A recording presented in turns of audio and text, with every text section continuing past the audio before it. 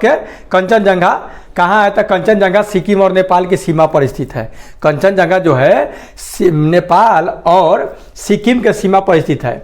या क्या होता है भाई? तो ये लंबे बैल वाला, एक लंबे बाल वाला क्या है? पशु है जो ठंडे प्रदेशों में पाया जाता है। और साथ ही जय हिंद मेरे भावी शिक्षक साथियों, तो कैसे हैं? चलिए आशा करता हूं कि अच्छे होंगे, जहां होंगे एकदम मस्त होंगे, तंदुरुस्त होंगे। आज के वीडियो में हम लोग ईवीएस, ठीक ना, पर्यावरण, और हम जो क्लास 5 के जो बुक है अध्याय 1, 2 और 3 हो सकता है तरह से हमको समझना है। देखिए, या हम बुक से पढ़ाएं या जिस चीज से पढ़ाएं, बस आपको अच्छा से समझ में आना चाहिए, है ना। तो चलिए, पर्यावरण और हम जो है क्लास 5 का जो बुक है, इसमें पहले का जो चैप्टर है अपना पटना से नाथुला की यात्रा।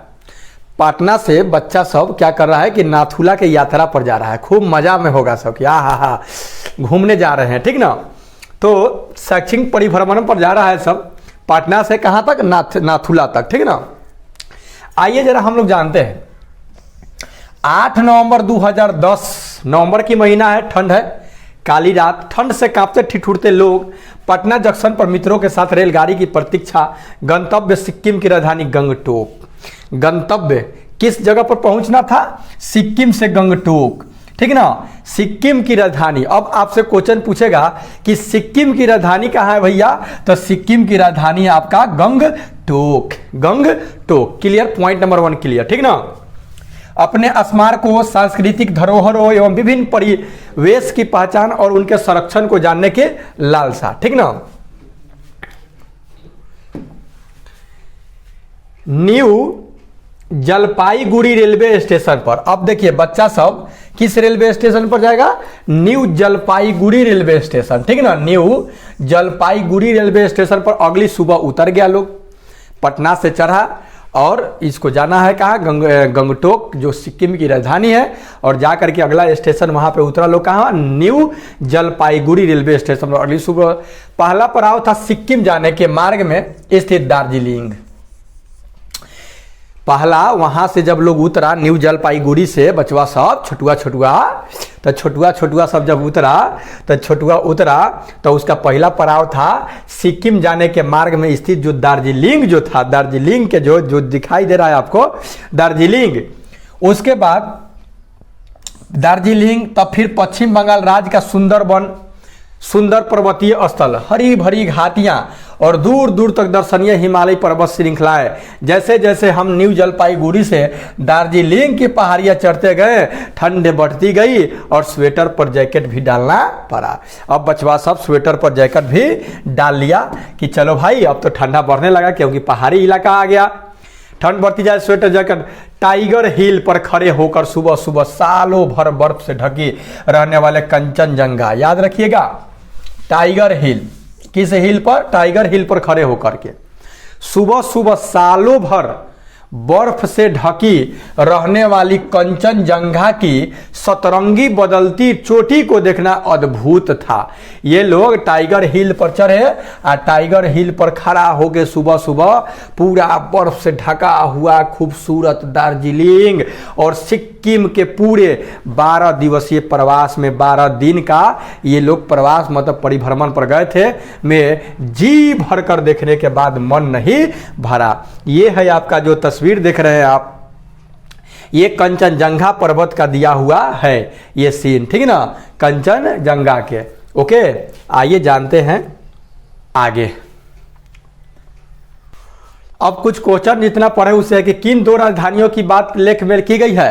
तो पटना बिहार की राजधानी और सिक्किम की राजधानी गंगटोक, यानी गंगटोक और पटना की बात की गई है। सुबह के समय बर्फ से ढके कंचनजंगा की चोटी कैसी दिखाई दे रही थी? तो सतरंगी दिखाई दे रही थी। कंचनजंगा की चोटी पर बर्फ क्यों जमी रहती है? तो चोटी पर इसलिए बर्फ जमी रहती है क्योंकि ऊपर जैसे जैसे जाते हैं तो क्या होता है कि वायुमंडल का ताप क्या होता है? घटता है, ठीक ना। आपको सूर्योदय या सूर्यास्त के समय का दृश्य कैसा लगता है? अरे कैसा लगता है भाई? सबके बढ़िया लगता है, सुंदर लगता है, एकदम लाल लाल सूरज निकलता है। हिमालय पर्वत के कुछ अन्य चोटियों के नाम पता करने के लिए कह रहा है, भारत के कुछ अन्य पर्वतीय स्थलों के नाम पता करने के लिए कह रहा है। अब हम लोगों ने दार्जिलिंग में घूमने का आनंद यहाँ के अनेक आकर्षक स्थलों को देखकर उठाया। बचवा सब क्या किया कि दार्जिलिंग में घूमने का आनंद उठाया और उसके बाद वहाँ के और आकर्षक स्थल था जहाँ दार्जिलिंग का चाय का बागान दार्जिलिंग में, चिड़ियाघर ने लुभाया, वही नेचुरल हिस्ट्री म्यूजियम जो अजायब घर था, लॉयड बोटेनिकल गार्डन और जूलॉजिकल पार्क में क्रमशः पशु पक्षी तितलियां हिमालय जीव जंतु विशेष रूप से हम सब लोगों को मन मोह लिया। ठीक ना।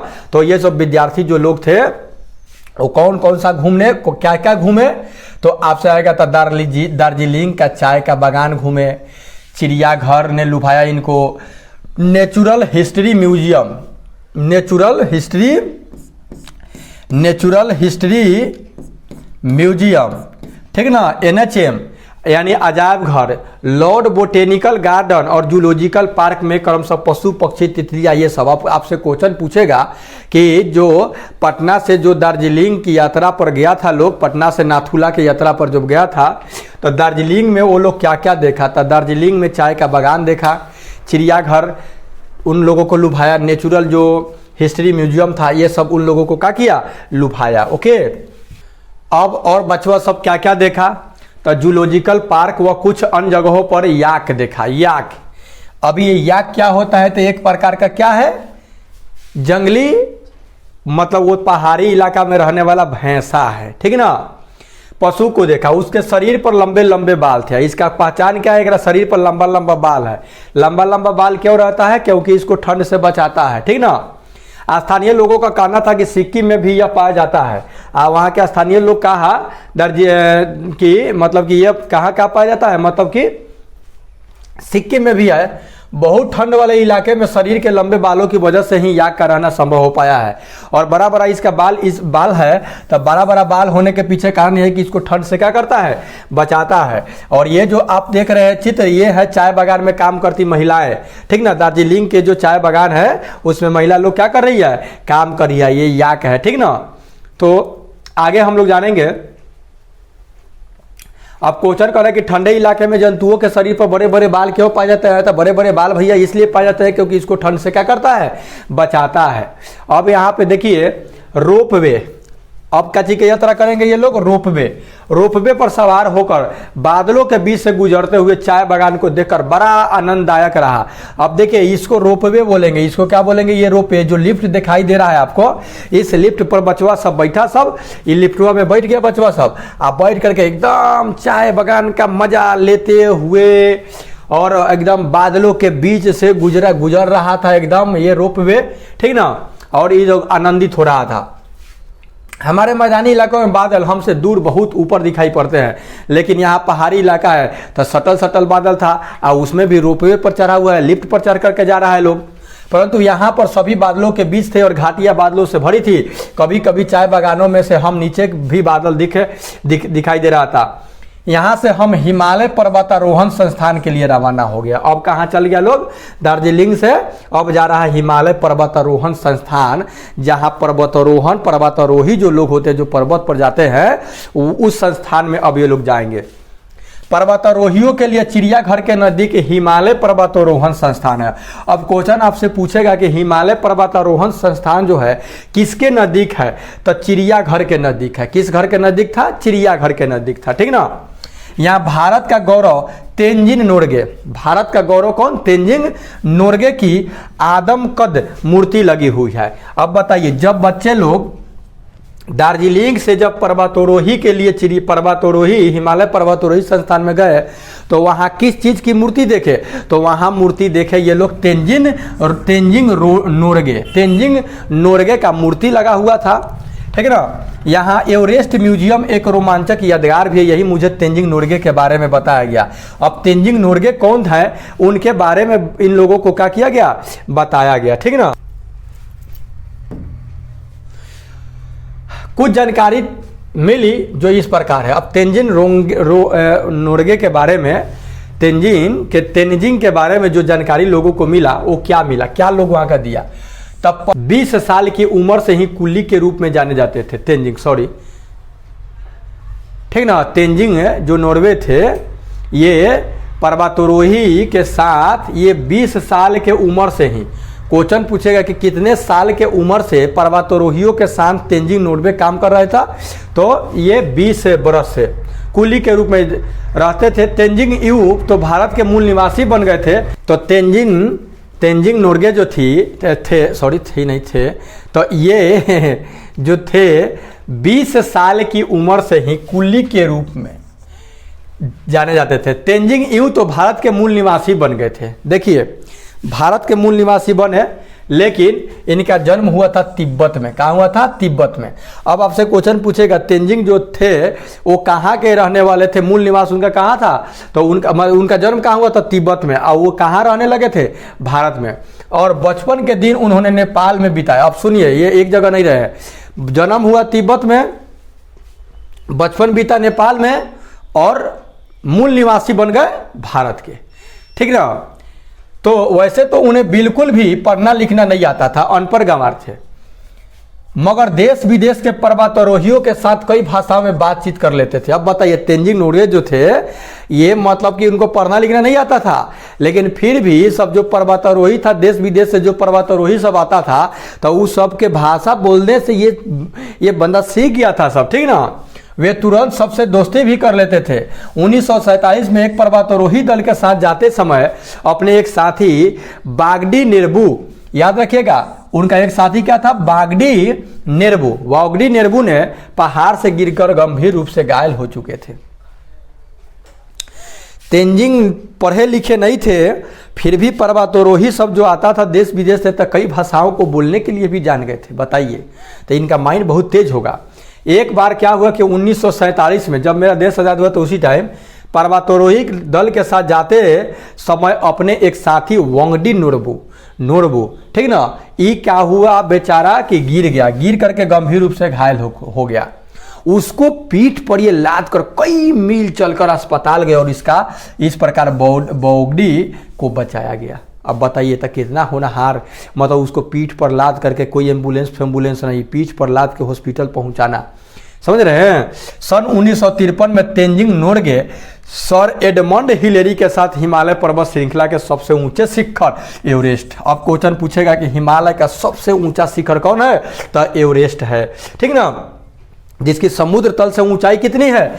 8,848 मीटर। ठीक ना? 8,848 से 8,848 मीटर ऊंचाई है। क्या चीज का? एवरेस्ट का, जो कि हिमालय पर्वत का सबसे ऊंचा शिखर है। 1953 में गई थी कौन? तेंजिंग नोरगे और एडमंड हिलेरी। ये दोनों जो थे 1953 ईस्वी में जो हिमालय की सबसे ऊंची जो शिखर है एवरेस्ट, उस पे गई थी। कितना ऊंचाई है एवरेस्ट का? तो 8,848 मीटर ऊंचा है। और पर चढ़े और विजय का झंडा गाड़ दिए। ठीक ना? और विजय का झंडा गाड़ दिए। ठीक ना? आगे देखेंगे। हिमालय पर्वतारोहण संस्थान में हम लोगों ने काफी समय गुजारा। हिमालय पर्वतारोहण जो संस्थान था वहां पे बचवा सब काफी समय गुजारा और पर्वतारोहण के संबंध में जानकारी प्राप्त किया। जो पर्वतारोहण होते हैं, जो पर्वतों पर जाते हैं, अपना चढ़ करके झंडा गाड़ते हैं, अपना देश का नाम रोशन करते हैं। तिब्बत में तेंजिंग नोरगे जन्म हुआ, नेपाल में बचपना बीता और भारतीयता ग्रहण कर ली, भारत में आकर के सियानी हुए था। उसके बाद क्या हुआ कि झंडा गाड़े और मतलब कि देश का नाम रोशन किए। इस संस्थान को माउंट एवरेस्ट पर विजय की खुशी में सन 1954 ईस्वी में स्थापित किया था। देखिए माउंट एवरेस्ट का जब विजय प्राप्त हुआ था, उसी समय हिमालय पर्वतारोहण संस्थान की स्थापना हुआ था। तो आपसे क्वेश्चन पूछेगा कि हिमालय पर्वतारोहण संस्थान की स्थापना कब हुई थी? तो माउंट एवरेस्ट के विजय के समय। ठीक ना? सन 1954 ईस्वी में स्थापित किया गया था। और हिमालय पर्वतारोहण संस्थान कब स्थापित किया गया था? 1954 ईस्वी में। 1954 ईस्वी में हिमालय पर्वतारोहण संस्थान की स्थापना हुआ था। किस खुशी में हुआ था? तब माउंट एवरेस्ट के विजय पर, क्योंकि जो जाकर के झंडा गाड़ दी थी, उसी समय हिमालय पर्वतारोहण संस्थान का स्थापना हुआ। ठीक, पर्वतारोहण के लिए प्रशिक्षण लेना भी जरूरी होता है। अब जो पर्वतारोहण होते हैं, जो पर्वत पर जाते हैं फतह करने, तो उनको पहले ट्रेनिंग लेना पड़ता है। ठीक ना? पर्वतारोही दलों को अपने साथ टेंट, रस्सी, पर्वतारोहण के लिए जरूरी औजार, पर्याप्त भोजन, पानी, गर्म कपड़े इत्यादि लेकर के जाना पड़ता है। अब भारत पर्वतारोहण के कई संस्थान हैं, अनेक लोगों ने कई चोटियों पर विजय भी हासिल की है।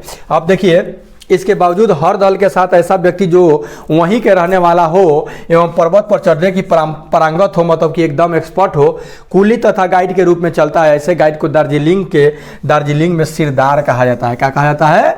दार्जिलिंग में उस कुली को क्या कहा जाता है? सॉरी, गाइड को, जो गाइड देता है, गाइड करता है कि कैसे कैसे क्या करना है, तो दार्जिलिंग में लोग उसको सिरदार कहते हैं कि एकदम सिर पर पहुंचाने वाला है। यह बहुत सम्मान का पद है। सिरदार जो पद है, जो गाइड का काम करता है, यह बहुत ही इज्जत सम्मान का पद है। तेंजिंग नोर्गे को भी सिरदार की उपाधि दिया गया। क्या चीज का? सिरदार। तो सिरदार की उपाधि किनको मिला है? तो तेंजिंग नोर्गे को। तेंजिंग नोर्गे को क्या हुआ कि ये सिरदार की उपाधि मिली जब उन्हें अपने साथी को बचाया था। ये जानते हैं कब मिला था? जब वो साथी को अपना बचाए थे, उसी टाइम इनको सिरदार की उपाधि मिला। ठीक ना? पर्वतारोहण के लिए क्या क्या तैयारी करनी चाहिए? तो रस्सी वस्सी यही सब लेकर के जाना पड़ता है। संस्थान में पर्वतारोहण के काम आने वाले विभिन्न प्रकार के सामग्रियां सजोकर रखी गई है। यहाँ प्रशिक्षण की व्यवस्था भी है। पर्वतारोहियों को ऊंचाई पर जाने के पश्चात विभिन्न प्रकार के कठिनाइयों का सामना करना पड़ता है। बारिश, आंधी, तूफान, अत्यधिक ठंड, ऑक्सीजन की कमी का मुकाबला करना पड़ता है। उन्हें विशेष प्रकार के बने जूते, कपड़े पहनना पड़ता है। ऑक्सीजन के सिलेंडर भी ले जाना पड़ता है। जैसे देख लीजिए, यहाँ पे एक पर्वतारोही का चित्र दिखाया गया है जो कि पर्वत पर जा रहा है अपना फतह करने के लिए। तो इसके लिए क्या क्या चाहिए? ये मतलब क्या क्या चीज से समस्या होता है? बारिश आता है, आंधी तूफान, अत्यधिक ठंडा रहता है, ऑक्सीजन की कमी रहता है, जिसके कारण वहाँ ऑक्सीजन के सिलेंडर को लेकर के जाना पड़ता है। इन सब तैयारियों के साथ क्या करना पड़ता है? जाना पड़ता है। ये देख रहे हैं आप, एडमंड हिलेरी और तेंजिंग नोर्गे, ये दोनों आदमी हैं जो कि जा करके भारत का क्या किए? मान सम्मान बढ़ाएं और जा करके वहां पे फतह किए। ठीक ना? सबसे ऊंचा चोटी जो है माउंट हिमालय का कौन है? एवरेस्ट जो है, उस पे जा करके जो 8,848 मीटर ऊंचा है। ओके, आइए और जानते हैं। अब जो पर्वतारोही संस्थान था, उसके सदस्य लोग क्या किए कि बताया कि सिर की सुरक्षा के लिए सर्दी, गर्मी व बरसात में अलग अलग किस्म के टोपियाँ पहनी जाती है। और कपार को, मतलब सिर को बचाने के लिए, सिर को सुरक्षा करने के लिए अलग अलग मौसम में अलग अलग प्रकार के टोपी पहना जाता है। ठीक ना? आँख के लिए चश्मे और हाथ के लिए दस्ताने भी आवश्यक है। आँख में चश्मा भी चाहिए और हाथ में दस्ताना भी चाहिए। अभी जो चित्र देखे ना, कितना बढ़िया से थे लोग। यहाँ हम लोगों ने बर्फ के बीच में सोने के लिए विशेष प्रकार का स्लीपिंग बैग भी देखा था। स्लीपिंग बैग, बर्फ के बीच में सोने के लिए स्लीपिंग बैग, अंदर ढुक जाइए, चैन बंद कर लीजिए। ठीक ना? आज सो जाइए। इसके पश्चात हम लोगों ने प्रशिक्षण देखने गए। यहाँ पर पर्वतारोहियों की अपनी पीठ पर सामान लाद कर बर्फ की पहाड़ियों पर चढ़ने और सीधी ढलान पर उतरने की अभ्यास कराया जा रहा था। रस्सी, कुल्हाड़ी, कुदाल के सहारे चढ़ाई करवाई की जा रही थी। सभी मजे लेकर प्रशिक्षण प्राप्त कर रहे थे। यहाँ पे देख रहे हैं ना, चढ़ रहा है एक पर्वतारोही, कितना कठिन से आगे लोग निकलता है। याद रखिएगा, ये सबसे बड़ा इंपॉर्टेंट पॉइंट है। हाल फिलहाल ही बिहार की पर्वतारोही, बिहार की जिसका नाम क्या है? श्रीमती निरुपमा अग्रवाल। हाल फिलहाल में श्रीमती निरुपमा अग्रवाल ने माउंट एवरेस्ट की चोटी पर विजय प्राप्त की है। श्रीमती निरुपमा अग्रवाल बिहार के रहने वाली है, जो कि माउंट एवरेस्ट पर क्या की है? अपना फतह हासिल किया है, मतलब कि विजय प्राप्त की है चोटी पर। ठीक ना? बताइए, 8,848 मीटर ऊपर जब ऊपर जाना है, उतना सारे समस्याओं से गुजरना है। समझे? दार्जिलिंग की यात्रा के पश्चात गंगटोक के लिए प्रस्थान किया। अब वो लोगों का कहा, दार्जिलिंग कब तक घूम लिया, अब जा रहा है कहाँ? गंगटोक, जो कि क्या है? सिक्किम की राजधानी है। गंगटोक समुद्र तल से लगभग 6,000 फीट ऊंचाई पर है। और गंगटोक की ऊंचाई कितनी है? 6,000। समुद्र तल से ही ऊंचाई को मापा जाता है, तो 6,000 फीट है। सिक्किम राज्य की राजधानी है। गंगटोक किसकी राजधानी है? सिक्किम राज्य की राजधानी है। यह पहाड़ों के ढलानों को विभिन्न स्तरों को काट करके बसाया गया शहर है। आज जो गंगटोक है, पहाड़ के ढलान को काट करके उसी पर बसाया गया शहर है। ऊपर नीची ढलानों पर बनी सड़कें और उस पर बना बिना हॉर्न बजती कतार से चलती गाड़ियां। अब बिना हॉर्न बजाता है, हॉर्न मतलब प्रदूषण नहीं फैलाता, ध्वनि प्रदूषण। शहर के अंदर कहीं गंदगी नहीं, मतलब कोई कूड़ा कचरा का नामो निशान नहीं। सभी दुकानों के आगे कचरे फेंकने के लिए डिब्बे, किसी भी परिस्थिति में कोई भी किसी तरह का कचरा सड़क पर नहीं फेंक सकता है। इतना सारा नियम कानून। शाम के समय ये लोग, शाम के समय महात्मा गांधी सड़क का अद्भुत नज़ारा देखे। अब क्वेश्चन आपसे पूछेगा कि दार्जिलिंग से सिक्किम के यात्रा, गंगटोक की यात्रा पर जाते वक्त किस रोड का दृश्य जो देखे, वो लोग अद्भुत दृश्य देखे थे। जो विद्यार्थी सब था वो महात्मा गांधी सड़क का अद्भुत नज़ारा। साफ सुथरी चौड़ी सड़क के बीचों बीच फूलों भरे पौधे से सुंदर सजावट, दोनों तरफ सजी धजी दुकानें, सड़क के बीचों बीच लकड़ी, लोहे एवं पत्थरों से बने बेंचों पर बैठकर धीमी भारतीय संगीत के साथ चाय कॉफी की चुस्कियों का मजा कुछ और था। तरह तरह के फूल के पौधे से सुसज्जित इस सड़क का दृश्य देखते ही बनता था। यहाँ सड़क के किनारे पगडंडियों पर लोग चलते थे और कभी कभी आराम करने के लिए सड़क के बीच में इस सुसज्जित जगह पर बैठ जाते। तभी तो लगा कि हम अलग ही दुनिया में आ गए हैं। अब देखिए, ये जो सिक्किम जो है पहाड़ों और घाटियों से भरा एक छोटा सा राज्य है। सिक्किम जो है छोटा सा राज्य है जिसकी राजधानी गंगटोक है। तिस्ता यहाँ की मुख्य नदी है। याद रखिएगा, जो सिक्किम की जो प्रमुख नदी कौन है, तो वो है आपका तिस्ता। यहाँ मुख्यतः लेप्चा, नेपाली और भूटिया तीन जातियां निवास करती है। लेप्चा, नेपाली और भूटिया, ये तीन प्रकार की क्या है, वहाँ के जातियां है, निवास करती है। तिस्ता वहाँ के क्या है, नदी है, प्रमुख नदी है, निवास करती है। यहाँ के लोग मेहनती, सीधे, सरल और सहयोगी होते हैं। यहाँ की औरतें रंगीन कपड़े और मनकों से युक्त सोने के आभूषण पहनना पसंद करती है। आप यहाँ चित्र देख रहे हैं, ये लोग कितना ये सब मार खानी गुड़िया उड़िया पहनी है, पूरा कान नाक पूरा भरा हुआ है, एकदम खूब बढ़िया सुसज्जित है, आभूषण पहनना पसंद करती है। रंगीन कपड़ा देखिए, एकदम कलरफुल कपड़ा है, एक जैसा नहीं है, ठीक ना। तो ये लोग सिक्किम के रहने वाले लोग हैं और ये इस तरह से इन लोगों का क्या है, कल्चर है। गंगटोक में हम लोगों ने फूलों के बगीचा, बोटेनिकल गार्डन, रूपमेट मोनेस्ट्री आदि देखा। रूमटेक मोनेस्ट्री करमाप्पा यानी बौद्ध धर्म गुरु का निवास भी है। ये जो जगह है रूमटेक मोनेस्ट्री, ये क्या है, तो ये इसको करमाप्पा भी बोला जाता है। करमाप्पा यानी बौद्ध धर्म का गुरु का निवास भी था। तो वहाँ करमाप्पा रह रहे थे। कौन करमाप्पा, जो बौद्ध धर्म के क्या थे, गुरु। यह बौद्ध धर्म का दर्शनीय स्थल है। कौन, Rumtek monastery. Rumtek monastery जो है वो बौद्ध, वहाँ पे करमाप्पा जो बौद्ध धर्म के गुरु है निवास करते थे। और बौद्ध धर्म का यह रूपमेट मोनेस्ट्री क्या है, खूब सुंदर, समझ लीजिए कि दर्शनीय स्थल है, देखने वाला स्थल है। एक दिन हम लोग गंगटोक से लगभग 52 किलोमीटर की दूर समुद्र तल से लगभग 14,500 फीट की ऊंचाई पर स्थित नाथुला घूमने गए हैं। अब यह ना मेन है, पटना से नाथुला, ठीक ना। तो अब लोग नाथुला कितना ऊंचाई पर है समुद्र तल से, 14,500, और सिक्किम की राजधानी गंगटोक से कितना दूर है, 52 किलोमीटर की दूरी पर है। सिक्किम की राजधानी गंगटोक से जो नाथुला है 52 किलोमीटर दूर है और 14,500 फीट की ऊंचाई पर है। वहां पे बचवा सब घूमे गई। यह भारत और तिब्बत की सीमा में स्थित है। जैसे जैसे हम गंगटोक से आगे बढ़े, ऊपर चढ़े, ठंड बढ़ती गई। इन पहाड़ों पर घुमावदार सड़क सांप की तरह, मतलब ऐसे दिखाई पड़ रही थी। सड़क के एक तरफ पहाड़ और दूसरी तरफ हजारों फीट नीचे गहरी खाई। यह देखकर मन घबरा रहा था। आखिर नाथुला आ गया। बिछी हुई बर्फ की चादरों के बीच हम सभी खड़े थे, उत्साहित और आनंदित। सबसे ऊंचाई पर शान से लहरा रहा था अपना प्यारा प्यारा सा तिरंगा। शान से लहरा रहा था अपना प्यारा प्यारा सा तिरंगा। इतनी ऊंचाई पर तिरंगे का लहराता देख मन गर्व से भर गया। दूसरी ओर चीन देश का झंडा भी लहरा रहा था। दूसरी ओर उन्हें कड़ी चीन का झंडा लहरा रहा था। अपने देश की रक्षा के लिए सीमा पर चौकस वीर सैनिक अब हम सब लोगों का मार्गदर्शन भी कर रहे थे। सांस लेने में थोड़ी दिक्कत हो रही थी क्योंकि 14,500 फीट की ऊंचाई पर चल गया था सब। 50-60 सीढ़ियां भी चढ़ना मुश्किल हो रहा था, सांस फूलने लगी। सैनिक बर्फ पर न चढ़ने एवं सीढ़ी पर रुक रुक कर चढ़ने को कह रहे थे। बच्चों को दौड़ने के लिए मना किया जा रहा था। बच्चे तो ठहरे बच्चे, भला कहाँ रुकने वाले थे। एक बच्चा बेहोश हो गया। सभी चिल्लाने लगे, जल्दी कैंप ले आ जाओ, ऑक्सीजन दो, ऑक्सीजन दो। जल्दी जल्दी चिल्लाने लगा। सब सैनिकों ने उसे तुरंत मेडिकल कैंप में पहुंचाया। प्राथमिक उपचार के बाद बच्चा स्वस्थ होकर वापस आ गया। अच्छा, ये घटना भी घट गया घूमने में।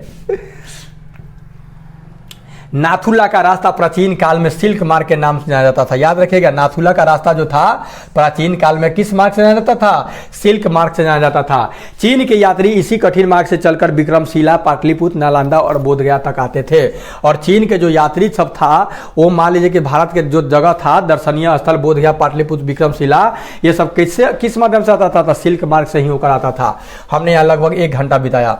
ऊंचे पर्वत स्थल अपने प्राकृतिक संदर्भ, स्वच्छ वातावरण और शांत माहौल से सभी को अपनी ओर आकर्षित करते रहेंगे। ऐसी भावना के साथ हम सभी लोगों ने वापस की यात्रा शुरू की। फिर वापस अब गंगटोक से आने लगा लोग पटना। ओके, तो ये था आपका पटना से। अब आइए जरा इसको अब शॉर्ट में हम लोग देख ले जरा, ठीक ना, शॉर्ट में देख लिया जाए। ओके, अब जरा इसे हम एक कहानी के तौर पर पूरे डिटेल तो पढ़ लिए, अब इसे एक संक्षिप्त रूप में समझ ले। पटना से नाथुला की यात्रा। बिहार की राजधानी कहाँ है? पटना है, ठीक है। बिहार की राजधानी कहाँ है? पटना है। नाथुला क्या है? तो ये सिक्किम राज्य में पड़ता है। सिक्किम राज्य में कौन? नाथुला कहाँ पड़ता है? सिक्किम राज्य में। सिक्किम राज्य की राजधानी कहाँ है? तो गंगटोक है। गंगटोक का ऊंचाई समुद्र के कितने ऊंचाई पर है? ये 6000 फीट से की ऊंचाई पर है। 6000 फीट की ऊंचाई पर गंगटोक। महात्मा गांधी रोड कहाँ है? तो ये गंगटोक में है, ठीक ना। साफ सुथरा और फूलों से सुसज्जित। न्यू जलपाईगुड़ी रेलवे स्टेशन कहाँ है? तो अब बताइए, पश्चिम बंगाल में है ना। दार्जिलिंग में क्या है? तो ये पश्चिम बंगाल में पड़ता है, सुंदर पर्वतीय स्थल है। टाइगर हिल क्या है और ये कहाँ है? तो पश्चिम बंगाल में टाइगर हिल पर खड़ा होकर बर्फ से ढके कंचनजंगा की सतरंगी बादलों की चोटी को देखना एक अद्भुत दृश्य था बचवा सबके। कंचनजंगा कहाँ है? तो कंचनजंगा सिक्किम और नेपाल की सीमा पर स्थित है। कंचनजंगा जो है नेपाल और सिक्किम के सीमा पर स्थित है। या क्या होता भाई? तो ये लंबे बाल वाला क्या है? पशु है जो ठंडे प्रदेशों में पाया जाता है और साथ ही सिक्किम में भी पाया जाता है। हिमालय पर्वतारोहण संस्थान कहाँ है? तो ये दार्जिलिंग में है। कहाँ है? दार्जिलिंग में। इसकी स्थापना कब हुई? तो 1954 ईस्वी से की गई है। एवरेस्ट की फतह यानी विजय, यहाँ गलती लिखा गया है, विजय की खुशी में, ठीक ना। विजय की खुशी में 1954 में आपका ये हिमालय पर्वतारोहण संस्थान की स्थापना की गई है। यहाँ पर तेंजिंग नोर्गे की मूर्ति लगाई गई है। तेंजिंग नोर्गे 20 वर्षों की आयु में यहाँ पर्वतारोही के कार्य करते थे। इनका जन्म क्या हुआ था? तिब्बत में हुआ था। बचपन कहाँ बीता? नेपाल में बीता। यही नाम पढ़े हैं। बाद में भारत के मूल निवासी ये बन गए थे। 1953 में तेंजिंग नोर्गे और एडमंड हिलरी दोनों एक साथ मिलकर के एवरेस्ट की चढ़ाई किए थे। तेंजिंग नोर्गे को सिरदार की उपाधि मिली थी। कब? जब उस कुल्ली को बचाया था तब। सिरदार क्या होता है? तो पर्वतों पर चढ़ने में पारंगत व्यक्ति को दार्जिलिंग में सिरदार कहा जाता है, ठीक ना। माउंट एवरेस्ट क्या है? तो विश्व की सबसे ऊंची चोटी है जो 8848 मीटर है। हाल ही में बिहार के पर्वतारोही श्रीमती निरुपमा अग्रवाल ने माउंट एवरेस्ट की चढ़ाई की और फतह की। पर्वतारोही पहाड़ों पर ऑक्सीजन भरा हुआ सिलेंडर ले जाते हैं।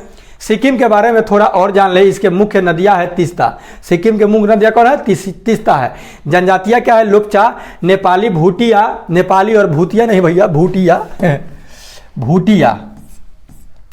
भूटिया जनजाति, नेपाली, लोचपा नेपाली, भूटिया। बौद्ध धर्म दर्शनीय स्थल है रूमटेक मोनेस्ट्री, जहाँ के जो मेन कौन है? करमप्पा है। कौन है? करमप्पा।